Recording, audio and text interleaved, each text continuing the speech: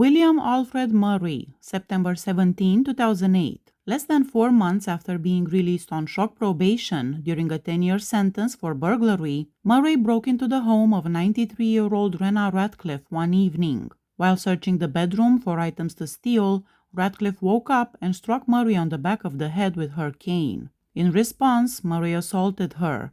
He also forcibly removed her clothing and essayed her. Murray tied an ace bandage around her neck and placed the ends into her mouth. He then took approximately $10 in change from a jar and a small knife before leaving. Murray was later questioned about a separate burglary when he expressed a desire to confess to another crime and admitted to Ratcliffe's murder. His last meal was 10 chili cheese enchiladas, a cheese pizza, 1 cheeseburger, and sweet tea. His final words were, "I'm sorry for what I did. I hope you can find it in your heart to forgive me. The Lord has forgiven me." Murray then looked through a window where his mother and 2 brothers were among the witnesses. "I'll be there waiting for y'all, all right," he told them. "God bless." Alvin Andrew Kelly, October 14, 2008. On the morning of May 1, 1984, family members discovered the bodies of Jerry Morgan, 30, his wife Brenda, 25, and their 22-month-old son Devin in their home in Gregg County. All 3 had died from gunshot wounds. The family's car was missing, along with several items from the house, including a TV, video recorder, and multiple firearms. The case remained unsolved for 6 years. In 1990, Chris Vickery contacted the Gregg County Sheriff's Office, claiming his ex-wife Cynthia Kelly had information about the crime. After authorities reached out to Cynthia in Michigan, they secured an indictment against her former husband, Alvin Kelly, charging him with the 1984 triple homicide. During the trial, Cynthia testified that she had been with Kelly at the scene of the murders. Additionally, Kelly's brother Stephen and a friend testified that Alvin had boasted about the killings. Stephen also stated that he and Alvin were involved in drug trafficking, and the murders were believed to be motivated by suspicions that they were cooperating with law enforcement. Between the time of the triple homicide and his trial, Kelly had several felony convictions, including burglary and drug delivery, which led to prison sentences. In 1990, he pled guilty to murdering his roommate, John Ford, receiving a 30-year sentence. He was serving this sentence when charged with capital murder for the Morgan family killings. Ronnie Lee Wilson, an accomplice in the murders, was convicted and sentenced to 66 years in prison.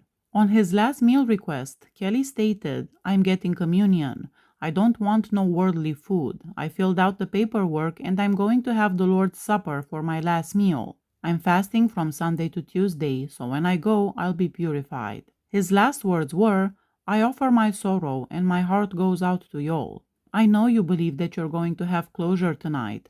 As I stand before God today, the true judge, I had nothing to do with the death of your family." Kelly then asked for forgiveness for Ford's murder, "because I do stand guilty for my involvement for that."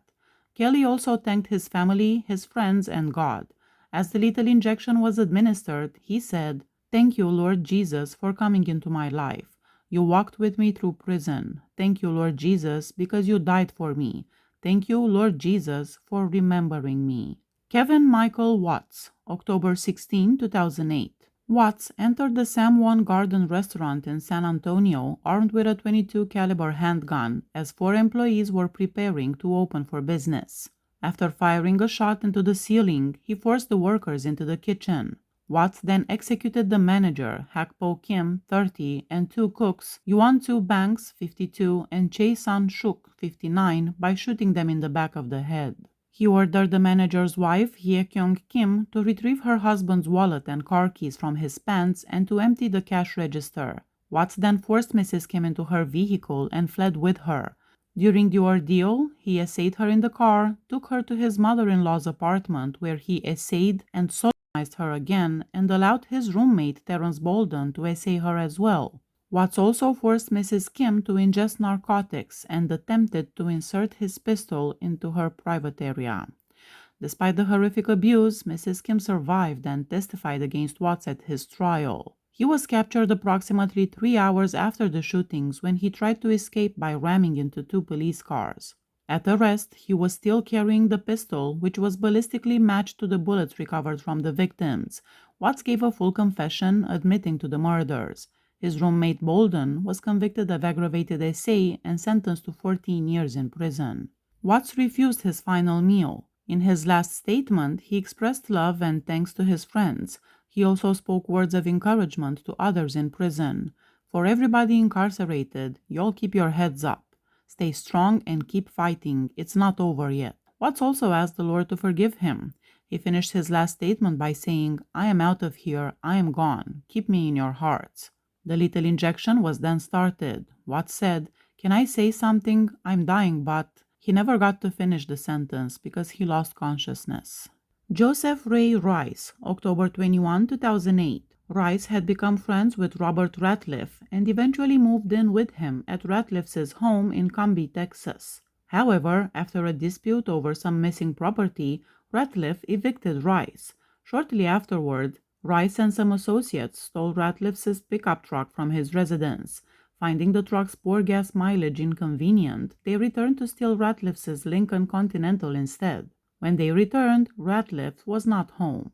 Rice and Christopher White broke into the house, took some items, and then drove the pickup truck into a pond before waiting outside.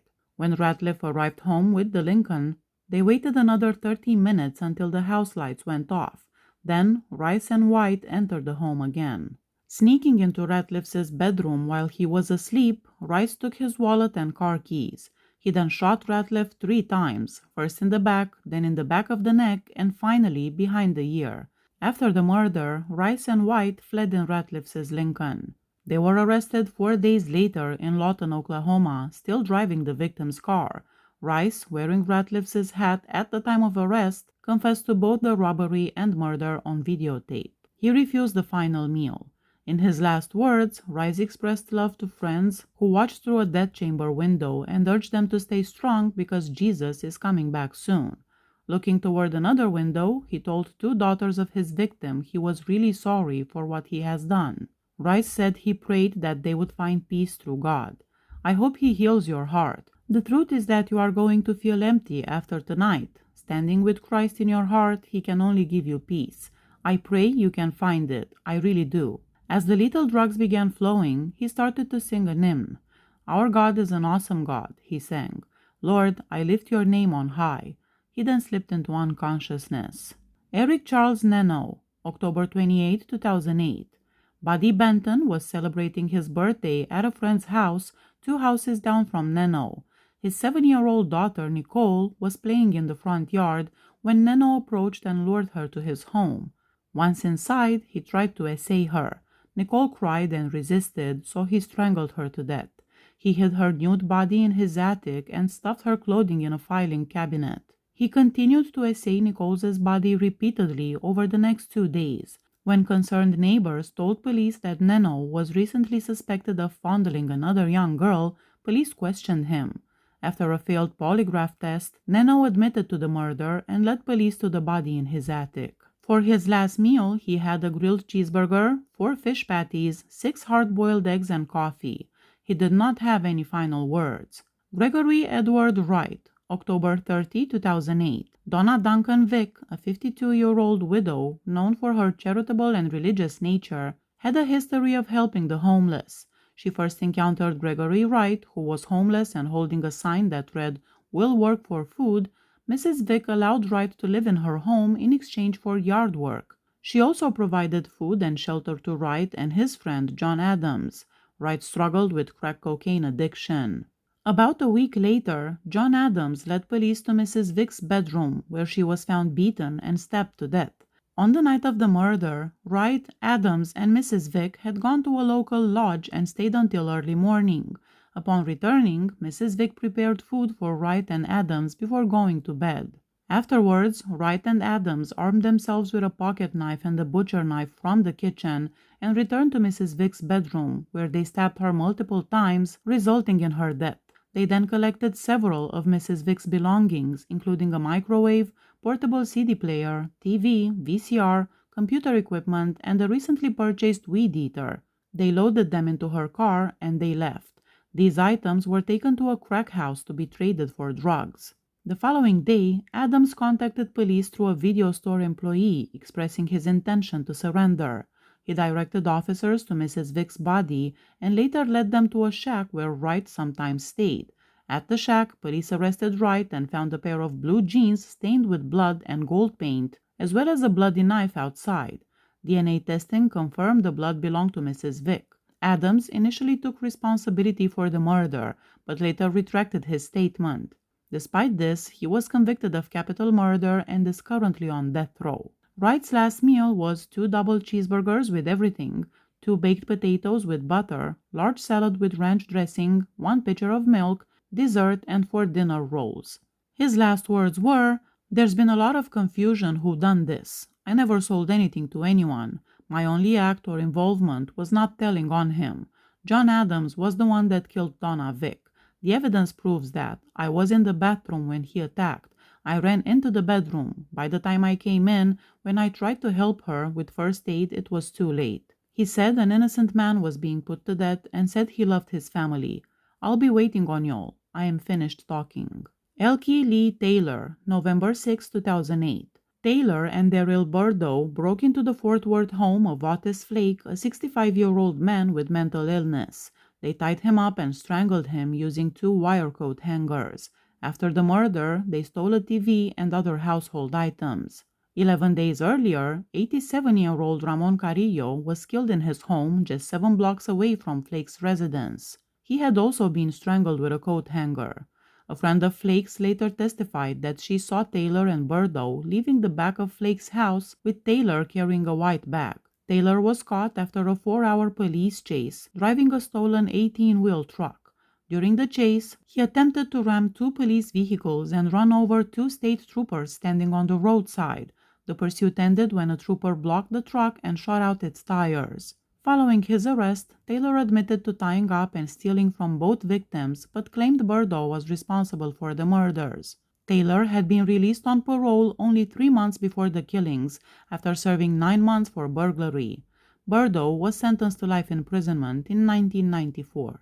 Taylor's last meal was ham and cheese, a 3-layer white icing cake, a salad, French fries, and 3 bananas. His last words were, "You ain't got to worry about nothing. I'm going home. I hope to see y'all one day. Lord, have mercy on my soul. Stay strong. It's bad to see a man get murdered for something he didn't do, but I'm taking it like a man, like a warrior." George Whitaker III, November 12, 2008. Katina Carrier recently ended her relationship with Whitaker due to his abusive behavior. Whitaker went to her mother's house carrying a .45 caliber handgun and forced his way inside. He shot Katina once in the shoulder.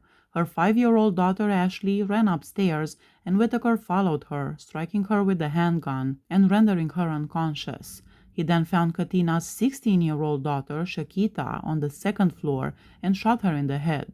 Whitaker returned downstairs and saw Mary Carrier attempting to flee through the front door.